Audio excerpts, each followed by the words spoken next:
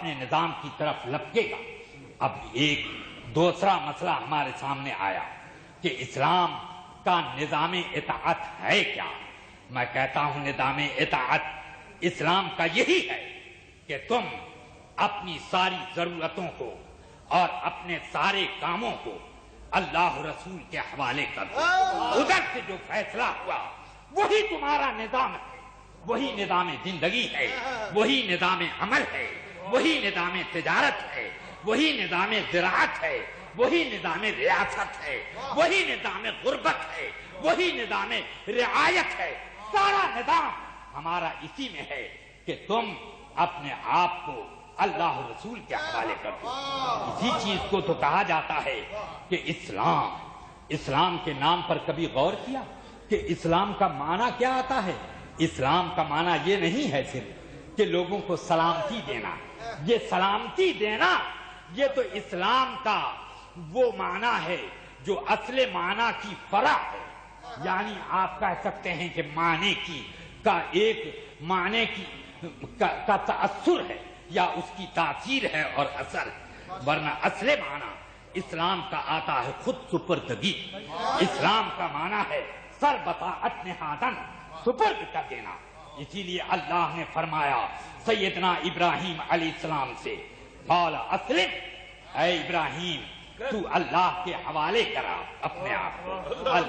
حضرت ابراہیم عرض کرتے ہیں جیسا کہ قرآن حکیم میں فرمایا کہ قال اسلمت للہ رب العالمین، میں نے اپنی پوری شخصیت کو اس پروردگار عالمین، سارے عالم کے پروردگار کے حوالے کیا جس کا اس میں جلالت اللہ ہے، اس کے سپرد کر دیا سارا معاملہ۔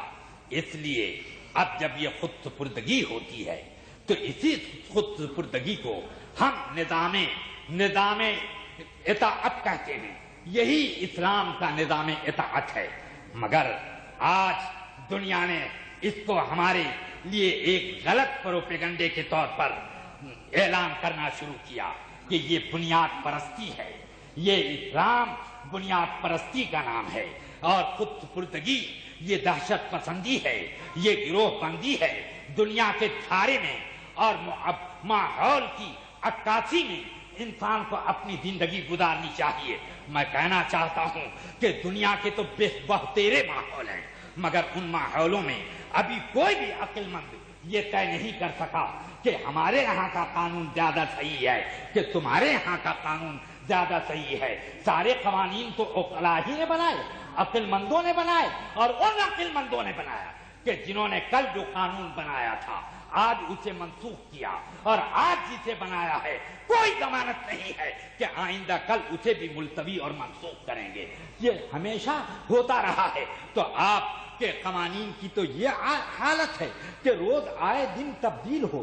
دنیا کا ہر ملک عقل مند ہی لوگ تو چلاتے ہیں، ہر اسمبلی اور ہر پارلیمنٹ میں عقلاء ہی تو شرکت کیا کرتے ہیں، تعلیم یافتہ ہی لوگ تو جایا کرتے ہیں، مگر کیا معاملہ ہے کہ ایک ملک کا قانون دوسرے ملک کے قانون سے متصادم ہے تو ہم ان عقل مندوں کو صحیح مانیں یا ان عقل مندوں کو صحیح مانیں، اور کوئی تیسرا ملک ان دونوں عقل مندوں کے خلاف ہے، کوئی چوتھا ملک ان تینوں کے خلاف ہے۔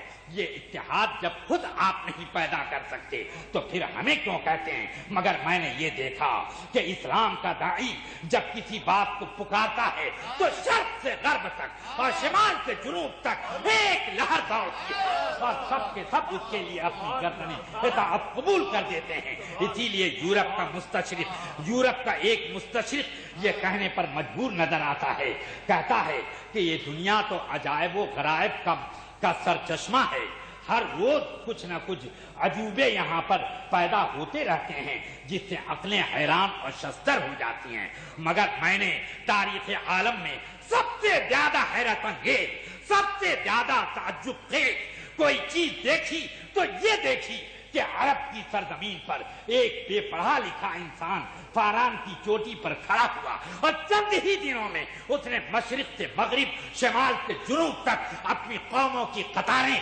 ماننے والوں کا ایک جھرمٹ پیدا کر دیا، جنہوں نے سودائیوں کی طرح سے سارے عالم میں پھیل کر کے ان کا غلغلہ مچا دیا ہے۔ ذرا سوچئے تو صحیح، یہ کون کہہ رہے ہیں؟ یہ اسلام کے ماننے والے نہیں کہہ رہے ہیں، بلکہ اسلام کے جو حریف ہیں وہ اس بات کا اعتراف کرتے ہیں والفضل ما شہدت به الاعداء۔ اس لیے مجھے کہنا پڑتا ہے کہ اسلام کا نظام اطاعت ایسا دلچسپ ہے کہ انسان کو خود اس کی طرف اپنے آپ کی کشش محسوس ہوتی ہے۔ یہی وجہ ہے کہ جب تک یہ نظام اطاعت جاری ساری اور انسان کے دلوں کے اوپر حاکم تھا تو یہ انسان یہ دنیا کا حاکم تھا، اور دنیا کی بڑی بڑی طاقتیں اس کے سامنے لرزہ بر اندام تھیں۔ ہمارے اسلاف نے اپنے اجلے کپڑوں سے اور اپنی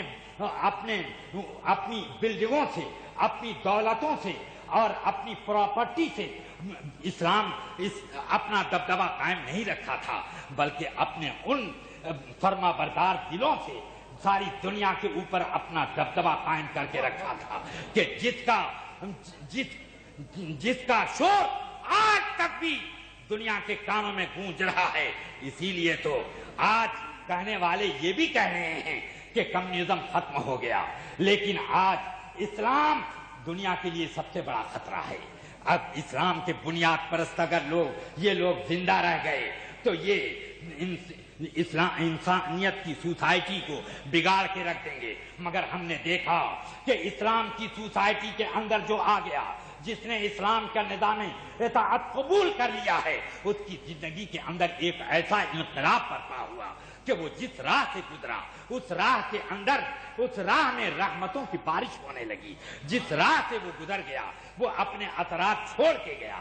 لیکن ہم نے آج کی سوسائٹی، یعنی آج کی وہ غیر مہذب سوسائٹی جس کو تہذیب کی سوسائٹی کہا جاتا ہے، جس کو قانون کی زبان نے بڑی گیرائی دے رکھی ہے، بڑی وسعت دے رکھی ہے، اور جس کو دیدہ دلیری کا حق دے رکھا ہے، آج ان لوگوں کو ہم دیکھتے ہیں کہ وہ جس راہ سے گزر جاتے ہیں وہاں پر بے چینیاں پیدا ہو جاتی ہیں، وہ جس حلقے میں بیٹھ جاتے ہیں وہاں کا معاشرہ خراب کر دیتے ہیں، وہ جن لوگوں کو اپنا دوست بنا لیتے ہیں ان کی زندگی کے اندر وہ گھن بن کر کے داخل ہو جایا کرتے ہیں۔ یہ ایسا جراثیم ہو گیا ہے کہ جس نے انسانیت ہی کو پامال کر دیا ہے۔